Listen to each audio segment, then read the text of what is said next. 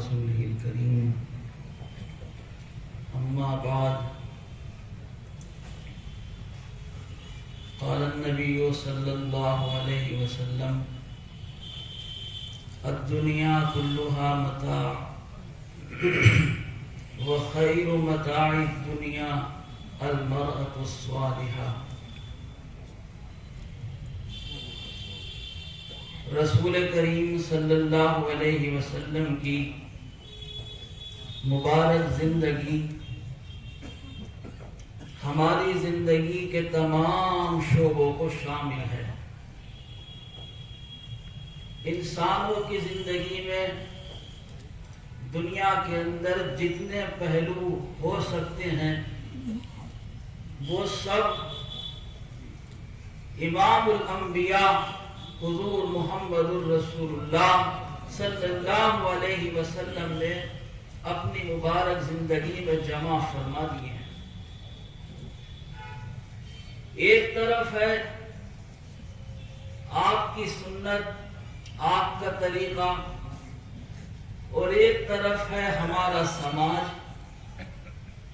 جو چیزیں شریعت کے اندر بالکل درست ہیں، سماج کے لوگ کہتے ہیں کہ یہ غلط ہے۔ لڑکی اور لڑکے کے عمر کا فرق یہ ہمارے سماج میں بڑا فرق بن گیا، جبکہ حدیثوں میں اور رسول پاک کی سیرت میں یہ صاف ملتا ہے کہ جناب خدیجۃ الکبریٰ رضی اللہ تعالی عنہا جو آپ کی پہلی بیوی ہیں، وہ آپ سے عمر میں تقریباً 15 سال بڑی تھی۔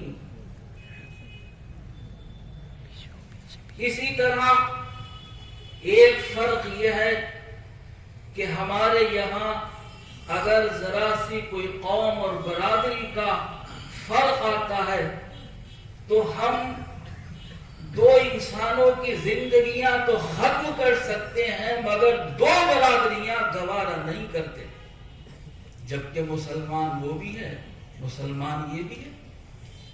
جب سب کلمہ پڑھنے والے، جب سب نماز پڑھنے والے، جب سب مسلمان ہیں تو پھر اتنا بڑا امتیاز پیدا کرنا کہ ہم دو رشتے، دو زندگیاں برباد کر دیں مگر یہاں رشتہ نہیں ہونے دیں گے اور اس کو اپنی ناک کا اور عزت کا مسئلہ بنا لیں گے۔ ان چیزوں کی ضرورت ہے کہ ہم اپنے معاشرے میں اور اپنی سماج میں اصلاح کریں۔ ہم ابھی آپ سن رہے تھے کہ دین جو ہے وہ ہمارا سب سے اوپر رہے۔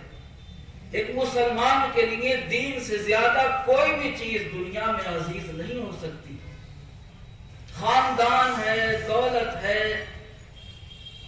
اور تعلیم ہے، یہ سب چیزیں اپنی جگہ درست ہیں، لیکن دین ان سب کے اوپر ایک مسلمان کے لیے غالب ہے اور ضروری ہے۔ اگر دین نہیں ہوگا تو کیا شادی ہو جائے گی؟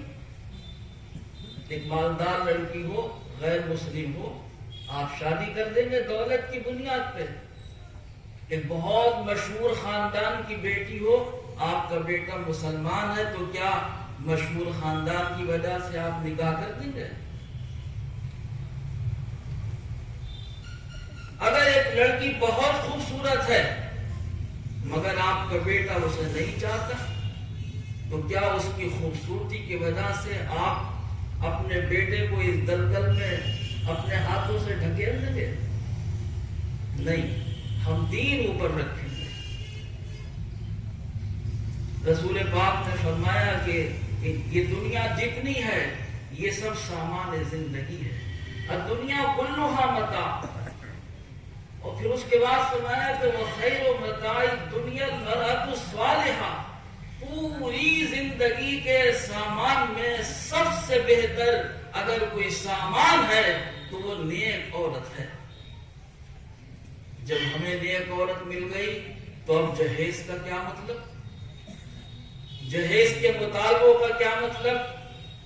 ہم جہیز کے لیے اڑ جائیں، اس کے کیا معنی؟ ضرورت کا سامان ایک شخص اپنی بیٹی کو دے کر رخصت کر دے، اس سے بڑی دنیا میں اور کوئی بھی عزت ہے؟ آپ کو اپنی بیٹی دی ہے، آپ کو اس نے اپنی لخت جگر دی ہے، جگر کا ٹکڑا دیا ہے، آپ کے لیے اس کو پالا، اس کو پرورش کیا، اس کی عزت کا خیال رکھا، اس کی عفت اور عصمت اور آبرو کا دھیان رکھا۔ آپ غور فرمائیں کہ اگر لڑکی 20 سال کی عمر تک پہنچ گئی تو ماں باپ 20 سال تک کس طرح اپنی بیٹی کی عزت کا خیال رکھتے ہوئے چلتے ہیں، کتنی مشکلوں سے اس کو پالا بڑا کیا، پرورش کیا، اس کی عصمت کا اور عفت کا خیال کیا، وہ سجا کے آپ کو دیا۔ اور پھر بھی لوگوں نے کہا کہ بیٹی کے ساتھ اگر گاڑی نہیں ہوگی تو شادی بھی نہیں ہوگی۔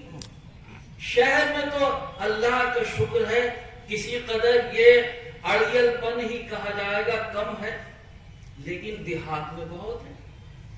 شادی نہیں ہوگی برادری نہیں ملے، شادی نہیں ہوگی اگر گاڑی نہیں ملے، تو شادی انسان گاڑی سے کرتا ہے یا بیوی سے کرتا ہے؟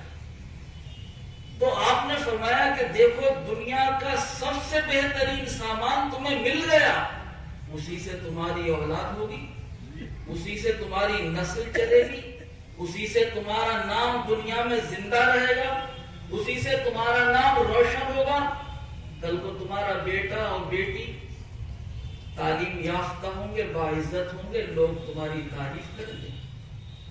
ایک بہت شاندار حویلی اور مکان ہو اور اس میں سے ایک شخص نکل کر آئے آپ سے ملاقات کے لیے اور پہلی مرتبہ میں گالی دے دے، تو آپ بتائیے کہ آپ کی نظر میں اس بلڈنگ کی حویلی کی کیا حیثیت رہ جائے گی؟ لوگ کہیں گے کہ یار مکان تو بڑا شاندار بنا ہوا ہے مگر رہنے والے نہایت ہی بدتمیز لوگ ہیں، اس میں کہ بات بھی صحیح سے کرنا نہیں چاہتے۔ تو حیثیتیں جو ہے زندگی میں جن چیزوں کی ہمارے یہاں بڑھ رہی ہیں وہ سماج کے لیے ایک زہر بن گئی۔ جو بہت ہی سادگی سے ہوتا تھا کام شادی، آج وہ کام زندگی کا سب سے بڑا کام بن گیا۔ اب ایک باپ اگر شادی کرنا چاہتا ہے تو 5-10 لاکھ روپے ہو تو وہ سوچے اپنی بیٹی شادی۔